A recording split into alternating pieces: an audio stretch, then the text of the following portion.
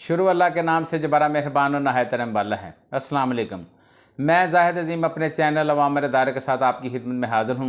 नाज़रीन, तहरीक इंसाफ आजकल बहुत ज़्यादा मुश्किल में है, बल्कि ये कहना गलत ना होगा कि तहरीक इंसाफ की मुश्किलात में रोज़ बरोज़ इजाफ़ा होता जा रहा है। 9 मई के वाक़यात के बाद तहरीक इंसाफ की जो मेन लीडरशिप है उन्होंने इस्तीफ़े देने शुरू कर दिए हैं। ज़ाहिर है ये एक ऐसा मामलात हैं, 9 मई में जो हुआ है मुल्क के अंदर, जिस तरीके से अपने इदारों के ऊपर हमले किए गए, जिस तरीके से अपने मुल्क की प्रॉपर्टीज़ के ऊपर हमला किया गया, जलाओ गराव किया गया, इसकी किसी सूरत भी सपोर्ट नहीं की जा सकती, क्योंकि ये बिल्कुल गलत तरीका है। कैसी भी सिचुएशन हो, हर हालत में आपको अपने मुल्क की प्रॉपर्टीज़, अपने मुल्क के इदारों के साथ मोहब्बत का इज़हार करना चाहिए और उनका ख्याल रखना चाहिए। ये इदारे और ये प्रॉपर्टीज़ हमारी अपनी हैं, और आपको भी समझना चाहिए कि जितनी भी पाकिस्तान के अंदर जो इमारतें बनती हैं, जो बिल्डिंग्स बनती हैं, सरकारी जो बिल्डिंग्स बनाई जाती हैं, चाहे वो अस्करी तनसीबात हों या दूसरी जो भी सरकारी बिल्डिंग्स हों, वो आवाम के टैक्स के पैसों से बनती हैं। और अगर आप आवाम ही इन बिल्डिंग्स को या इन इमारतों के ऊपर हमला करना शुरू कर दें और तोड़ फोड़ शुरू कर दें, जलाओ गराव शुरू कर दें, आग लगानी शुरू कर दें, तो ये तो नहायत ही गैर मुनासिब बात है, जिसके लिए कभी भी कोई शख्स जो है इसकी हमायत नहीं कर सकता। आज तहरीक इंसाफ के कुछ अहम रहनुमा जो हैं उन्होंने भी पार्टी से इस्तीफ़ा दे दिया है, बल्कि ये कहें कि आज तो तहरीक इंसाफ जो है उसकी कमर टूट गई है, क्योंकि तहरीक इंसाफ की अब जो लीडरशिप के रहनुमा इस वक्त पार्टी से इस्तीफ़े दे रहे हैं या पार्टी को खैर बात कह रहे हैं, उनकी अहमियत बहुत ज़्यादा थी। आपको पता होगा शीरी मज़ारी साहिबा जो हैं वो हमेशा पार्टी को डिफेंड करती थी।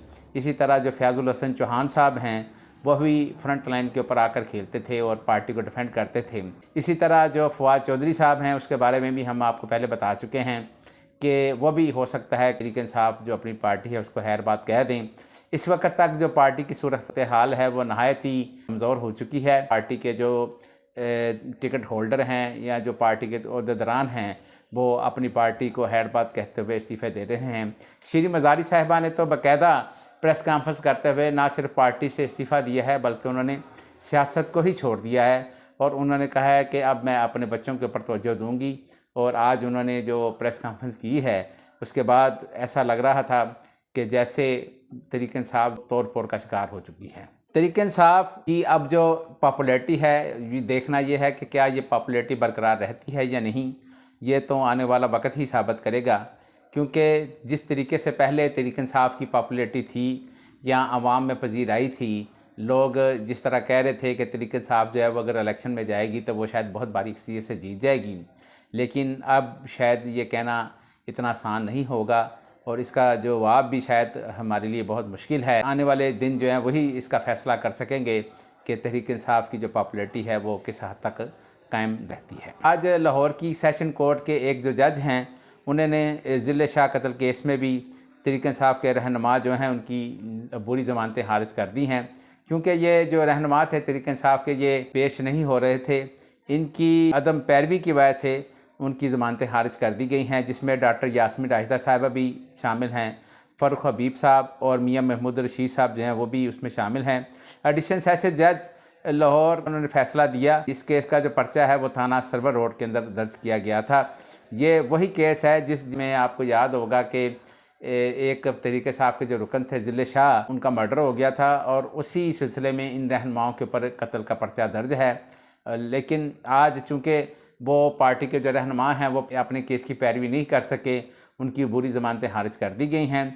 बहरहाल जो फवाद चौधरी साहब उनके ऊपर भी ये केस है, उनकी वो तफ्तीश मुकम्मल नहीं हुई, अभी उनकी जो ज़मानत थी उसमें तोसीह दे दी गई है।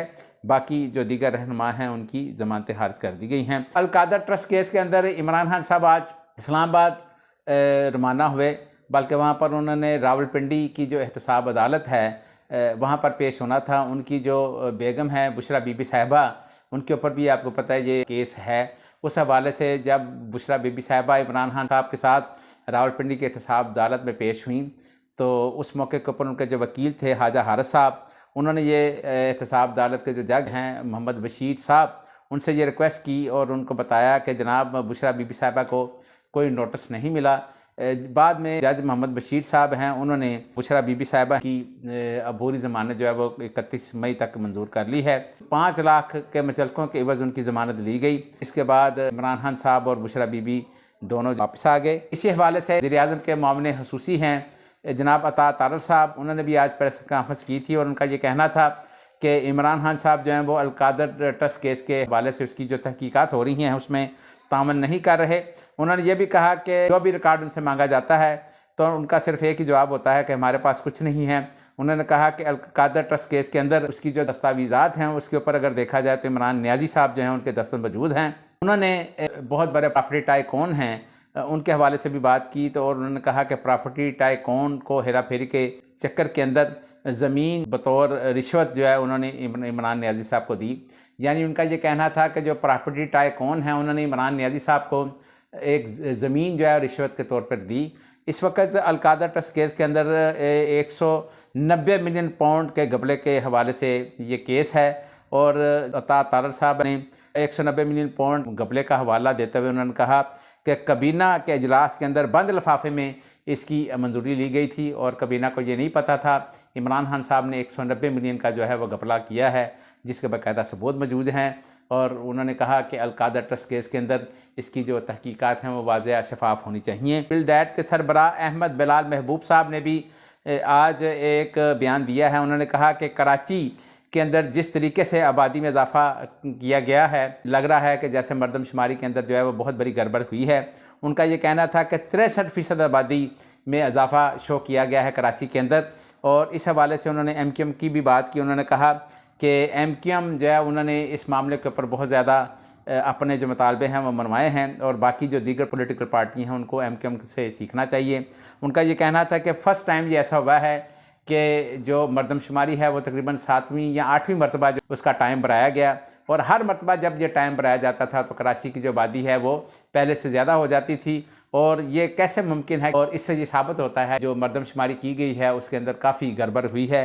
लेकिन बहरहाल उनका ये भी कहना था कि आपको पता है कि मरदमशुमारी जो है वो बहुत अहम है, इसी से जो वसाइल हैं उनकी तकसीम और ख़ास तौर पर जो असम्बलियों की टिकटें हैं उसके हवाले से फ़ैसला किया जाता है क्योंकि जितनी भी आबादी होती है उसके मुताबिक जो असम्बली जो मेंबरान हैं उनकी तकसीम होती है कि कितने असम्बली जो मेंबरान हैं यहाँ से होंगे और लग ऐसा रहा है कि जैसे हुकूमत कराची के अंदर जो है वह MQM को फ़ायदा पहुँचाने के चक्कर में वहाँ पर कराची की आबादी जो है उसको बरा चढ़ा कर पेश कर रही है। आज सुप्रीम कोर्ट के अंदर एक बहुत अहम केस की समाअत भी हुई। ये वो केस है जिसके अंदर सुप्रीम कोर्ट के 3 रुकनी बेंच ने एक फ़ैसला दिया था और हुकूमत पाकिस्तान से कहा गया था कि इलेक्शन कमीशन को फ़ंड जारी करें हैं। बहरहाल वो जो 3 रुकनी बेंच है जिसकी सरबराही चीफ जस्टिस जनाब जस्टिस उमर बंदयाल साहब कर रहे हैं और दीगर 2 जज साहिबान जिसमें मुनीब अख्तर साहब और जस्टिस एजाजुल हसन साहब जो हैं वो शामिल हैं, इन्होंने आज उसकी समाअत की। इस समाअत के दौरान हम पहले भी ये बात कर चुके हैं कि वफाकी हुकूमत और पंजाब की जो निगरान हुकूमत हैं उन्होंने भी अपने जवाब दायर किए हैं। वफाकी हुकूमत ने तो बाकायदा इसके अंदर नज़रसानी की अपील की है। इससे पहले जो इलेक्शन कमीशन ऑफ पाकिस्तान के जो वकील थे सजीद स्वाति साहब, उन्होंने भी इस हवाले से नज़रसानी की अपील दायर की थी और उनका ये कहना था कि सुप्रीम कोर्ट जो है उसका ये दायरा इख्तियार ही नहीं है कि वो इस हवाले से तारीख़ का कोई ऐलान करे, यानी इंतखाबात के हवाले से कोई ऐलान करे। आज उसकी 3 रुकनी बेंच ने दोबारा समाअत की। अब ये समाअत जो है वो कल दोबारा होगी और कल तक इसको मुलतवी कर दिया गया है। अगर आपको हमारी ये वीडियो पसंद आई हो तो नीचे दिए गए सब्सक्राइब के बटन को प्रेस करके अपने चैनल का हिस्सा बनें। अल्लाह ताला हम सब का हामी नासिर हो। खुदा हाफिज़।